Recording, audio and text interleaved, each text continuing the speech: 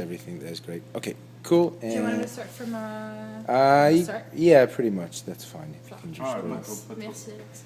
Fait que mon nom c'est Alex Berthelot, je suis le superviseur des programmes de bénévolat ici dans la rue. Le plus grand bénévolat qu'on a ici, c'est notre roulotte, hein, qui sort 5 jours semaine dans les rues de Montréal.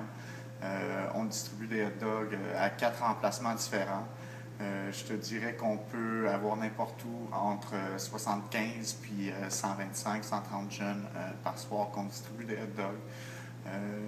On peut distribuer entre, je dirais, 500 et 1000 hot dogs, dépendant du temps de l'année, etc. C'est sûr que l'été, on est plus achalandé parce qu'il y a beaucoup plus de personnes qui viennent chercher des services quand il ne fait pas moins 30 dehors. On a aussi plusieurs autres types de bénévolat. Comme vous avez vu tantôt en bas, on a un groupe corporatif qui rentre donner leur temps toutes les semaines pour préparer toutes les hot dogs qui sont distribués aux jeunes sur la rue.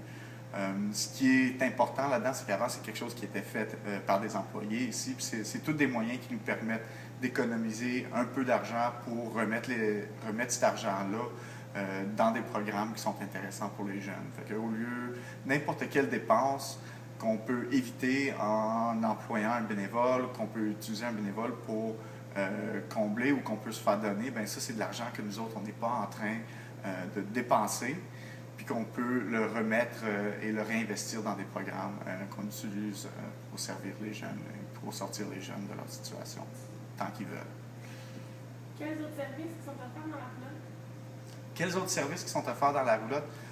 La roulotte, c'est vraiment un lieu d'accueil. Hein. C'est un travail de outreach, c'est aller vers les jeunes, dans leur milieu, pour faire un contact. C'est vraiment le premier contact des jeunes avec l'organisme. Ce qui permet de les parler des autres services qui sont ici. Les bénévoles y offrent de l'écoute, de la référence, mais ça se limite à ça. On ne veut pas trop creuser tout de suite dans l'histoire d'un jeune. C'est une question de bâtir la confiance avec le jeune avant de commencer à intervenir.